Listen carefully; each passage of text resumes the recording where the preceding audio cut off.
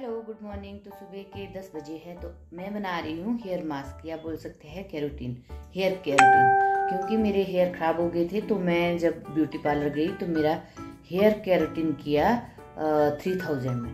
तो मुझे लगा इतना कॉस्टली क्यों करना, तो मैंने घर में ही रेमेडी बनाई और अब मैं इसे घर में ही यूज़ करती हूँ और मेरे बाल झड़ने भी कम हो गए। तो उससे मेरे बाल बहुत ही स्मूथ हुए। जो रेमेडी मैंने ट्राई की और बनाई और मैंने कम से कम 2 मंथ तक यूज़ की, तो मैं हफ्ते में एक बार ज़रूर उसे ट्राई करती हूँ। उससे मेरे बाल स्मूथ भी हुए, शाइनिंग हुए और सबसे बड़ी बात, जो बाल झड़ रहे थे वो भी बंद हो गए और नए बाल आना शुरू हो गए।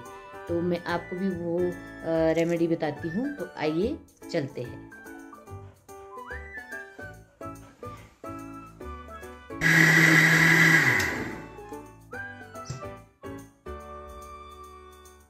तो मैंने इसकी क्वांटिटी थोड़ी ज़्यादा रखी है क्योंकि हम 3 हैं और हम तीनों के लॉन्ग हेयर है। तो इसके बाद मैंने राइस लिया। जैसे कि आप जानते हैं राइस बालों के लिए बहुत अच्छा होता है। और इसके बाद मैंने राइस लिया, ये भी थोड़ा ज़्यादा लिया है क्योंकि हम 3 हैं, 3 के बाल में लगाने हैं। तो इसको भी हम मिक्सी में डालते हैं। तो हमने मिक्सी में डाल दिया है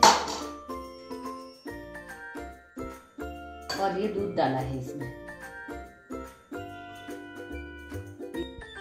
इसके बाद मैंने लिए है रीठा के सीड, जो कि रात को मैंने भिगोने को डाल दिए थे और भिगोने के बाद अभी मैंने उसको बॉयल किया अच्छे से और इसकी झाग निकाल दी है। अब इसको बीज के साथ ही मैं इसको ग्राइंड करके डालूंगी, इसको ठंडा करके बॉयल करके। अब इसको भी मैं जार में डालूंगी।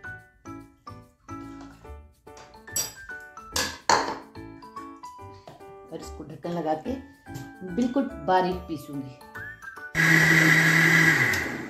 सबको, अलसी के सीड को और राइस को, मिल्क और रीठा, इन सबको मैंने एक जार में इकट्ठा कर लिया है और मैं इसको 2-3 मिनट के लिए रेस्ट पे छोड़ूंगी और उसके बाद इसको लगाऊंगी।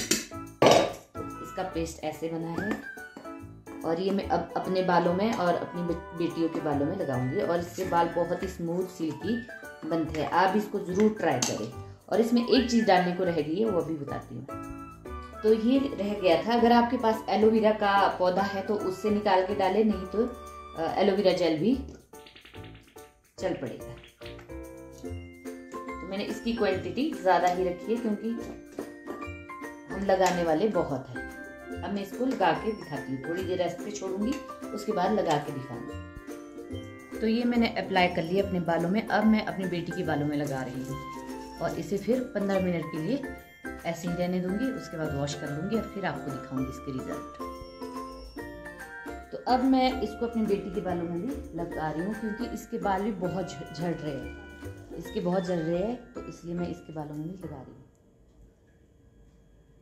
तो ये मैंने अपनी बेटी के बालों पे भी लगा लिया है और इसको 15-20 मिनट के लिए रहने देंगे और मैं इसे हफ्ते में एक बार ट्राई करती हूँ। तो आप लोग भी इस हेयर मास्क को ज़रूर ट्राई करें। Bye bye.